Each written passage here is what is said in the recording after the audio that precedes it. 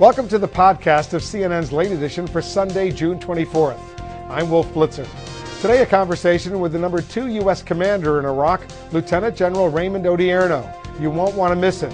Plus, my exclusive interview with the President of Vietnam on his historic visit to Washington. All that, and also highlights from the other Sunday morning talk shows. History was made in Washington this week when President Bush warmly welcomed the President of Vietnam to the White House. I spoke with President Nguyen Minh Triet during his Washington visit. Mr. President, thanks very much for joining us. Welcome to the United States. Let's start with your meetings with President Bush. Were you satisfied with the conversation you had with the U.S. President? I was very satisfied with the conversation, with the meeting with President Bush.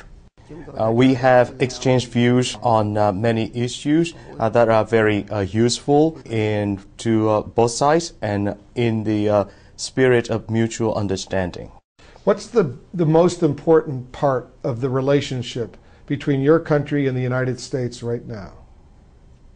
The most important part in our relations right now is to further develop our friendship and cooperation.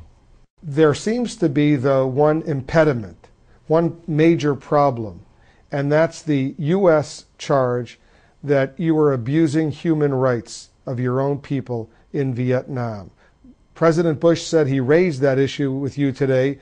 How did that part of the conversation go? We did have a direct and open exchange of views on this matter. I think that the United States and Vietnam have different histories, have different legal systems, and that's why it's natural that we have certain different perceptions on different things. Did the President of the United States raise specific cases with you, individuals, names of people that the United States feels are their human rights are being violated in Vietnam?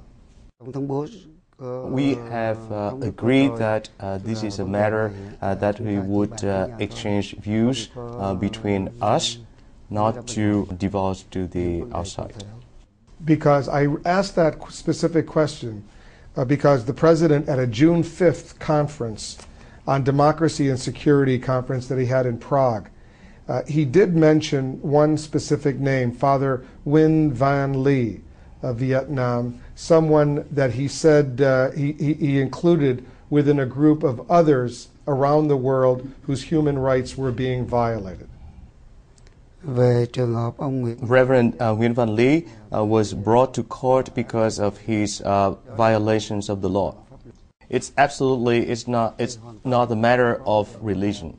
I'm going to show you a picture that was seen around the world, and it caused a lot of concern, especially here in the United States. You're probably familiar with this picture. Yes, I do know this picture. During the trial, Reverend Lee also uttered violent and bad words at the trial.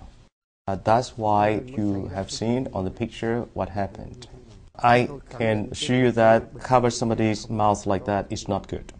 We take a good measure in order to take care of this matter. And this is a mistake made by a staff right there. It's not the government policy of doing such a thing. Yeah. I want to move on to some other subjects, but one final question on the dissidents, the human rights part. On the eve of your visit here, you released two prisoners, political prisoners as they are described. There are at least another half a dozen, if not more, who are being held. Do you think others will be released anytime soon, including Father Nguyen Van Ly? Those violators of the law, they were put away because of their violations, and whether they are released depending on their attitude and their perceptions of what wrong they have done. I would like to tell you that Vietnam has experienced long years of war, and during that period, Vietnamese people did not enjoy full human rights. Many of us were arrested, put into prison, tortured without recourse to the court. we conducted the liberation war in order to regain our human rights. And therefore, more than anybody else, we love human rights and we respect them. Perhaps you cannot truly understand or sense how much we hold in high regard human rights. I don't know if you're aware that outside of the White House, when you were there with the president, there were some demonstrations, Vietnamese Americans who are concerned. I wonder if you have any message to the Vietnamese American community who remain very fiercely proud of their Vietnamese heritage, but also would like to see the situation in Vietnam improve, and that's why many of them were demonstrating here outside the White House.